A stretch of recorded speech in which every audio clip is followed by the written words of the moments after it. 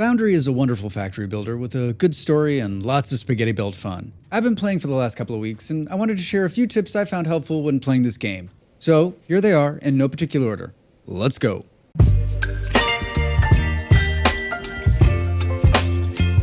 Hi, it's Drax. This is the part at the beginning of the video that everyone skips. For those of you that didn't jump forward, enjoy watching and listening. Might you consider supporting me further by visiting my Ko-fi or clicking on the join button on this video? Alright, that's it. Back to the video. There's a lot of information in the F1 info database menu. I highly recommend reading through each of the entries. I'm telling you this as someone who maybe didn't press F1 when he started playing the game.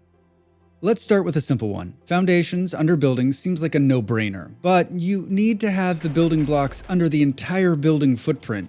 Yep, no hanging the building off the side and trying to cheat it closer to the mining area. You'll get this fun little message if you've done it wrong. In the early game, it always seems like I'm running low on plates and rods. Now, I'm sure this is because I have not planned accordingly. But I wanted to remind you that you can continue using the ship to make those base materials throughout the game as needed. Power in the early game runs through the foundations of your base. Yep, no power pulls at the start. So I try to connect my whole base to the same foundation, allowing me to centralize my power generation so that when my biogenerators run out of fuel, I will only need to go to one place to feed them trees. The demo mode is pretty straightforward in Foundry. Press F to open the menu, and Shift F allows you to demo in bulk. But did you know you can hold down the mouse button and demo objects one right after another? Cool.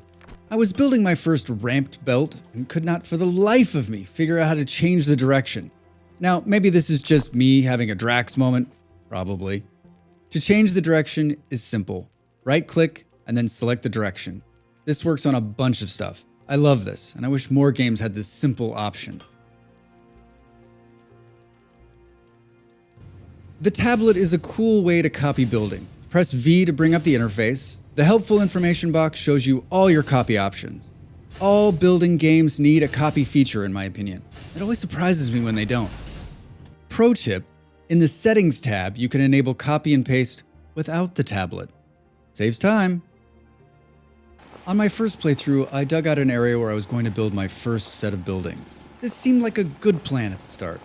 But I quickly realized expanding my base and having to dig out new areas every time is a huge pain and a big time drain. I recommend finding a good elevation and building your start factory at that level. Sure, this means you're gonna fall off and have to hop back up, but trust me, digging out at the start is not fun. When playing a factory game or a logistics game, space is your friend. It seems I always start out by building everything so close, only to realize pretty quick that I should have given myself way more space. Now, I know this is an easy thing to say, but for real, spread out. I know I just said digging is not fun, but that's just at the start. Digging in the game is a big part of the mid and late game.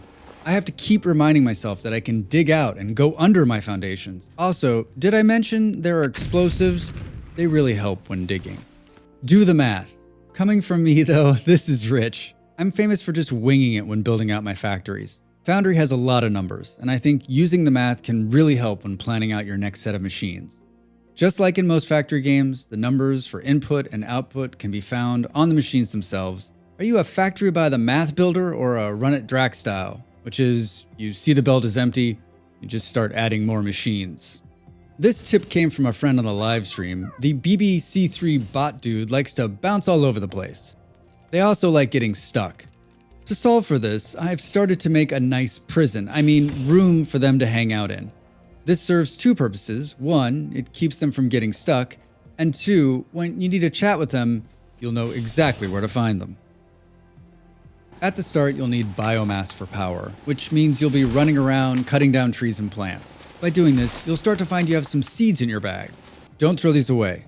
Build a nice little crate and collect them. They're gonna come in handy later. I always find these decoration items are just that, for looks in these types of games.